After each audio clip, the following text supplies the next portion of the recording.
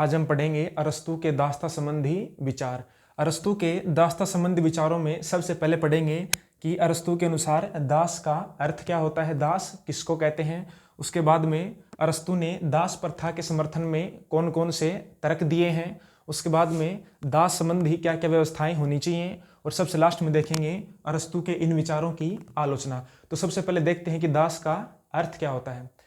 अरस्तू के अनुसार जो व्यक्ति स्वभाव से अपना नहीं है बल्कि दूसरों का है, अर्थात जिस व्यक्ति में बुद्धि और विवेक नहीं पाया जाता है, वह व्यक्ति दास कहलाता है। ऐसा व्यक्ति मनुष्य होते हुए भी दूसरों की संपत्ति होता है और यह एक कार्य करने का एक साधन है। इस प्रकार अरस्तू कहता है कि जिस व्यक्ति में बुद्धि और विवेक नहीं पाया जाता वह क्या होता है, दास होता है। अब देखते हैं कि अरस्तू दास प्रथा के समर्थन में कौन कौन से तर्क देता है। तो पहला तर्क देखते हैं कि अरस्तू कहता है कि जो असमानता है या विषमता है वह प्रकृति का नियम है। कुछ व्यक्ति ऐसे होते हैं जिनमें बुद्धि नहीं पाई जाती है और कुछ व्यक्ति ऐसे होते हैं जिनमें बुद्धि पाई जाती है। तो जिनमें बुद्धि नहीं पाई जाती है वह व्यक्ति दास हो जाएंगे और जिनमें बुद्धि पाई जाती है वे स्वामी हो जाएंगे। तो इस प्रकार दासता एक प्रकृति का नियम है, एक प्राकृतिक संस्था है, एक स्वाभाविक संस्था है। अरस्तु दूसरा तर्क यह देता है कि कुछ व्यक्ति शासन करने के लिए पैदा होते हैं और कुछ व्यक्ति शासित होने के लिए पैदा होते हैं। तो जो व्यक्ति शासन करने के लिए पैदा होंगे वे स्वामी बन जाएंगे और जो व्यक्ति शासित होने के लिए पैदा होते हैं वे दास बन जाएंगे। तो इस प्रकार भी अरस्तु कहता है कि दासता एक प्राकृतिक संस्था है, दासता कोई गलत अवधारणा या गलत प्रथा नहीं है।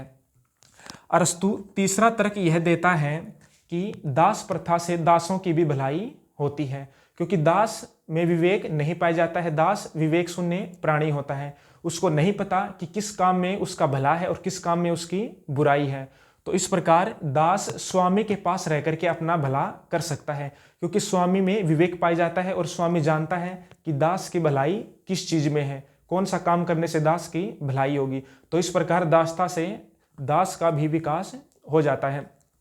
उसके अलावा अरस्तु चौथा तर्क यह देता है कि जो स्वामी होता है वह उसमें बुद्धि पाई जाती है तो उसको शासन करने का कार्य करना चाहिए, यानी कि राज्य के कार्यों में भाग लेना चाहिए। तो स्वामी राज्य के कार्य में भाग तभी ले पाएगा जब उसको अवकाश मिलेगा, यानी कि उसको आराम मिलेगा। और स्वामी को आराम या अवकाश कब मिलेगा, जब दास उसके दिन प्रतिदिन के कार्यों को करेगा। तो इस प्रकार दासता से स्वामी को अवकाश भी मिल जाएगा और वह राज्य के कार्यों में भाग ले पाएगा।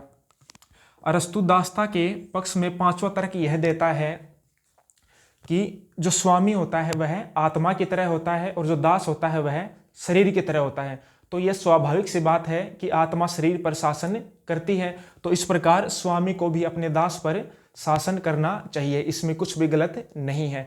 तो इस प्रकार अरस्तु दासता को अच्छा मानता है और दासता के समर्थन में ये पांच तर्क देता है। अब देखते हैं कि अरस्तु दासता के संबंध में क्या क्या व्यवस्थाएं करता है। तो अरस्तु सबसे पहले कहता है कि दासों की संख्या धीरे धीरे कम होनी चाहिए। दूसरी बात यह कहता है कि दासों को मुक्त करने की व्यवस्था होनी चाहिए।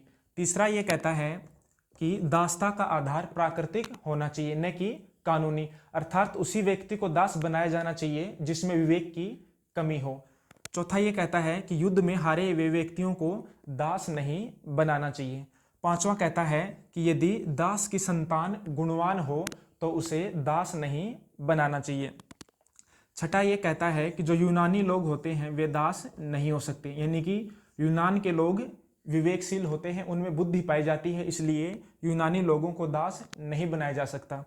सातवीं व्यवस्था अरस्तु यह करता है कि दासों को उनकी क्षमता के अनुसार ही, उनके योग्यता के अनुसार ही, उनके सामर्थ्य के अनुसार ही कार्य देना चाहिए, उनकी सामर्थ्य से अधिक कार्य उनको नहीं देना चाहिए।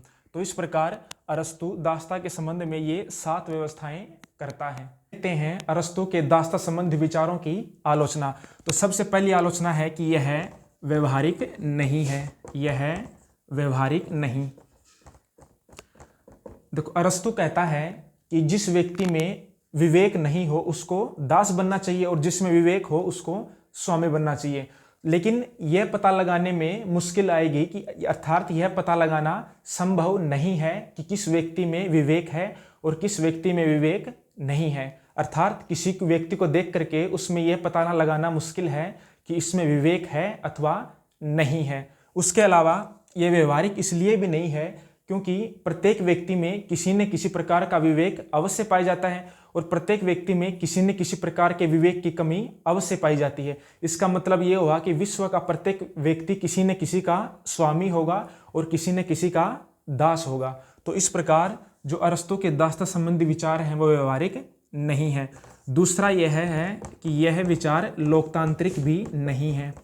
लोकतांत्रिक नहीं अर्थात आधुनिक समय में उपयुक्त नहीं है। आधुनिक समय में चाहे व्यक्ति में विवेक कम हो या अधिक हो, सभी को समान माना जाता है, सभी को स्वतंत्रता होती है, लेकिन अरस्तु दासों को समानता और स्वतंत्रता प्रदान नहीं करता है। तो इस प्रकार अरस्तु के दासता संबंधी विचार लोकतांत्रिक नहीं है अर्थात वर्तमान समय के अनुकूल नहीं है। तीसरी आलोचना है कि शारीरिक श्रम की उपेक्षा। शारीरिक श्रम की उपेक्षा। अरस्तु शारीरिक श्रम को महत्व नहीं देता है। अरस्तु कहता है कि दासों में विवेक शून्य होता है, विवेक नहीं पाया जाता है, लेकिन वे शारीरिक दृष्टि से बलवान होते हैं, मजबूत होते हैं। इसलिए दासों को शारीरिक श्रम करना चाहिए और जो स्वामी है उसको मानसिक श्रम करना चाहिए, यानी कि शासन के कार्यों में भाग लेना चाहिए। तो इस प्रकार अरस्तु शारीरिक श्रम की उपेक्षा करता है। शारीरिक श्रम को केवल दासों के लिए ही उपयुक्त मानता है, स्वामी के लिए नहीं। तो ये हो गई अरस्तु के दासता संबंधी विचारों की आलोचनाएं और हमारा टॉपिक कंप्लीट हो गया।